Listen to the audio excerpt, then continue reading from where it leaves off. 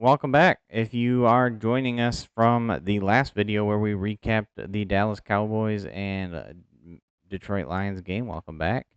If you're just joining us to find out what's going on with the upcoming game with the Lions and the Vikings, welcome. We are going to just kind of talk about, a preview of what's going to be going on this week with the first divisional matchup for us and the Vikings, and just kind of give some keys to the game, I guess. Yeah, keys to the game our guess on what the score is going to be, which at this point is nothing more than a guess because that's how my guesses have gone, and I think yours as well for the last 3 or 4 weeks so that we've done this. But so I want to start the show off just like we do on every other show and give a shout out to our sponsors. The show is brought to you by Empire Contractors out of Shelby, Michigan. Empire Contractors is a full-service roofing company that specializes in liquid-applied roof restoration. If you or someone you know needs a commercial roof, check them out at roofsbyempire.com or Facebook. Tell them Lions Banter sent you. All right. So we've got the 5-0 Vikings. We are one game, I guess, behind them in the division standings. We're 4-1, so we're right behind. But 5-1, two 5-1 teams could give us a half game lead over them by the end of this week. We'd have the tiebreaker upper hand. Yeah. This is, of course, in Minnesota, so it's a hostile environment yet again. What do you want? Do you want to just jump right into our keys? Yeah. You want me to go first with go my ahead keys? and give some. The main key is going to be the most painful key, honestly. It's going to be our edge rushers on Darnold. Literally, anytime you see Darnold making mistakes, it's because he's got pressure in his face or the pocket has collapsed and he's got to create something. Anytime that happens, Darnold scrambles, he's making a mess of the offense. Literally, that is what the key is. I shouldn't say edge rushers, but anybody we can get that's going to close that pocket quick and get to that quarterback and disrupt, that is going to be our defensive key 100%. I know everybody's going to go shut down Justin Jefferson, do this, that. You don't shut down Justin Jefferson, first of all, unless you're Jeff Okudah on maybe one game in his entire career. But other than that, you don't really do that. So we're not seeing Hawk back for this game, right? He's still going to be out. He's getting close, I think. Yeah, I haven't heard anything. They started his window to return, but yeah, it's like a 21-day process that they could take. I'm sure he's been rehabbing and stuff, but I doubt he's completely game ready in his first week of the open window. But I guess to me, like I said, the main key is to get to Darnold early and often and completely disrupt his flow. And that's my defensive key. I agree with that sentiment. I think what's going to happen is the Vikings have two really good tackles, especially they've got Darisaw and Brian O'Neill. Mm-hmm. Very talented. Without Hutchinson, we're going to have to what we're going to do is we're going to do our typical four-man rush. We're going to see if we can get some pressure home. If that doesn't work, then we are going to have to exit our game plan a little bit and play a lot more zone coverage and send some blitzes. I'm going to say this would be a game, and obviously, like, you can say what ifs or, what you wish or put wish in one hand and whatever. This would be a good game to have Melifonwu available. I'm just going to say. I haven't even seen any updates on him. I don't know. He was put on the IR, so he will not be available for this game. That's guaranteed. Yeah. But this is one of those games that screams a 2.5 sack game from Iffy, honestly. But let's be honest, Brian Branch has those same capabilities, so we could see Brandon Joseph get an increased role playing deep and play some more. This might be the game where Branch is playing more nickel corner. Yeah, we'll see. I think this would also be a beneficial game to have Derek Barnes because of how good he is at blitzes and rushing the passer at times. But we don't have them, so if you watch our last video, we named a lot of guys that are going to have to step up in the coming weeks if we decide not to make a move with trading for an edge rusher. So if you want to know who those guys are, go check it out. But I'll just say the same thing you did. It's going to be, can we get a push up front and can we make Darnold uncomfortable? Yep. But we also need to know, Darnold is not like a mobile quarterback, but he can still navigate. So even if we flush him out of the pocket, that doesn't mean we're making him uncomfortable. No, he's very Baker Mayfield, Brock Purdy-esque, where if he steps up in the pocket, he could burn you for 13 to 18 yards real easy, real fast. Yeah, so it's going to be, he's more of a pure passer, though, so I agree. If we make him uncomfortable, it's going to be big. We need to continue the string of turnovers. I think we need at least one turnover this game to make it land in our favor. I agree with you. I think +1. I think we need to win the turnover battle is what it is. So we get to the offensive side, then. I'm guessing you have more keys on that side than on defense. My offensive side is the first one is going to be the same that I say every game because, like I said, as a Michigan fan, it is completely like ingrained in my brain. Establish the run early, and then you build your pass off of that. But I do think that it will be a game where we need to score on the outside. And what I mean by that is Van Ginkel is a ball hawk at this point of the season. So it's almost a good idea to stay somewhat out of the middle of the field on some of these passes. And that, to be honest with you, and I'm not saying anything bad about Goff, it's just it's a stat. You can look it up. I believe every single one of his interceptions has come in the middle of the field, 10 to 20 yards downfield. Literally all of them. So this year. So I think we need to score on the outside. It's going to be hopefully a good Tim Patrick game. It's going to be, a Jameson Williams game. And so your key is to test the corners and safeties. Yes. Yep. We need to test that outside. Okay. Yep.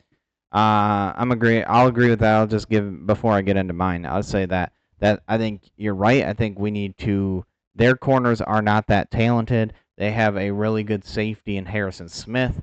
Outside of that, they really just don't scare me on the outside. So I agree with you. We need to do some things like we did this week and get creative and mix them up and make them get confused out there running into each other. Yep. It's got to be another creative game from Ben Johnson just to put his guys in positions to succeed in the passing game. Now, I will say, I think the run game is going to be what sets us up, and it always will be because if you look at this team, yes, the interception from Van Ginkel, but they are good at rushing the passer. And Grenard's had a good year, and Van Ginkel's had a good year. They got some other guys that have had good years rushing the passer. If we can get the run game going, that slows those guys down. They aren't able to go full speed at the passer because they've got to think about play action. They've got to think about the option game. It's the run game. If we can get Montgomery and Gibbs going early, is going to absolutely change this game. Yeah, exactly. So it sounds like we are completely on the same page with this. So I'll ask you, because obviously we've got a short show here, so I do want to ask you, maybe to give a little bit more meat and potatoes. Do you think that what we showed in the Cowboys game, second half, we're up by 20 points plus. Do you think we should have held on to some of those for a game like this? No. Okay. Because what you do, and Ben Johnson is so smart that what they did there is they put a ton of stuff on tape. So you're getting these guys thinking about all these different possibilities of what could happen. What he's going to do is he's going to run a play where they're in the similar set, where it looks like it's developing the same way, and he'll go in a complete opposite direction. So they're going to play like that hook and ladder play. I feel like the way they've ran that 2 times. Both to the right side. Yep. Something's going to happen. They're going to give that same look, and then they're going to end up running it to the left, or they're going to do something. This show is brought to you by Empire Contractors over here in Shelby, Michigan, on the west side of the state where we do our show, right along the lakeshore. Empire Contractors is a commercial roofing contractor who specializes in liquid-applied roofing restoration. Check this out. They can clean your existing roof, make some minor repairs, and apply a new thick coating system over your existing roof, avoiding expensive and nasty tear-off, saving you about half the cost over other systems. Empire Contractors work the entire Great Lakes region. Give them a call to see if your roof is a candidate. They can be reached at 231-861-7221 or by going to roofsbyempire.com. They are also on Facebook. It's all about counters. I completely agree, and there's always we saw it with who's returning kicks for Dallas. Was that Tolbert? No, it's Cavante Turpin. Turpin, that's right. So Turpin, we saw that with the fake pitch, The reverse. Yep, the fake reverse. And you even said like one of these times he's actually going to do it. He never actually did, but one of these times he's actually going to do it. Well, one of these times we're going to have somebody, come out there for this little hook and ladder thing that we do. We're going to fake it. We're going to turn around. We're going to go upfield, and everybody's going to go to the guy that we've been pitching it to, and we're going to get an extra 20 yards out of it. Mm-hmm. I mean, it's just there's still options there. Yeah, so I think that's where Ben Johnson is. I have nothing but faith in Ben Johnson. Started the year off a bit shaky, but once they got into the flow, he's just been exploding the past 2 weeks. I don't expect that to slow down at any point. Absolute mad scientist. I am going. I'm dressing up as a mad scientist for Halloween, and it will be Ben Johnson. I thought you were gonna go as Graham Glasgow as an emo guy. I'm gonna go as Scary Sanders. That would be a good one. That's a good one. I'll give you that. Looking at the way the Vikings have played so far this year, the points is a big thing. They have they've not yet scored under 23 points in a game this season, despite, I can't say despite win or lose because they haven't lost yet. They've won every game, but they have scored 23 points twice. They scored 28 against the Giants, 31 against the Packers, 34 against the Texans. If we can keep them in that 17 to 24 range, I would say, somewhere in that range of points, we have a very good chance at winning. Mm-hmm. If they go into the 30s, then you're asking a lot. Yeah, you really are, and that's gonna depend on our defense. Obviously, we want to look at the offensive side. Our one loss came when we scored less than 20. We have scored 20 or more in every single one of our other games. So we definitely got to put points on the board as well. Mm-hmm. So it's also another key for us is, and this is just general stuff that every team goes through, but stopping them early is going to be huge. If we can let's say they get the ball first, if we can stop them, get the ball back, and score first, that's a major swing in our favor, and I think that's what we have to do. Regardless, we have to score first. Yeah, or score a touchdown first. I feel like that. Yeah, that's definitely something you could say for any NFL game, especially the Lions, because of how fast we come out of the gate. And it seems like when we do this, our offense is flowing, kind of like you said, like Ben Johnson comes out of his shell. We get that 7, 10, 14-point lead, and all of a sudden Ben Johnson is just slicing people up and going crazy. So, I agree with you 100%. Take the ball first and score. Mm-hmm. So, all right. Do you have any other keys to the game you want to talk about? I hope the only thing I'll say is I hope that I doubt it, but I hope that that Hutch gets to travel with the team. I don't think he will this week. He'll be there eventually. Like I said, I doubt that it will be, but it would be cool if he could. And we're still obviously thinking about him. Sounds like his surgery went well. And other than that, I think we're pretty healthy unless we miss something, that we won't see until Wednesday. But yeah, I think that's all I have. What's your score prediction?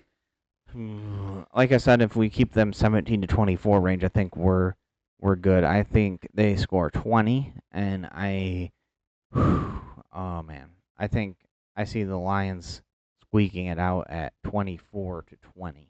Okay, so you think we slow down on offense quite a bit? Well, their defense is going to give us troubles at some point. So, I think they slow us down a little, but not enough. I have this one 36-28 is a Lions win, 36-28. That's where I'm at with it. Okay. So, yeah, that's what I got. Short show. I like doing these two first because we split them up, and people can watch the replay of what happened, and then see what we think about the next game too. So, yeah. Other than that, what else you got? All I've got to say is one thing, and it's the thing I say every week: Go Lions! Go Lions, baby! NFC North. We're in first place after this. Yup.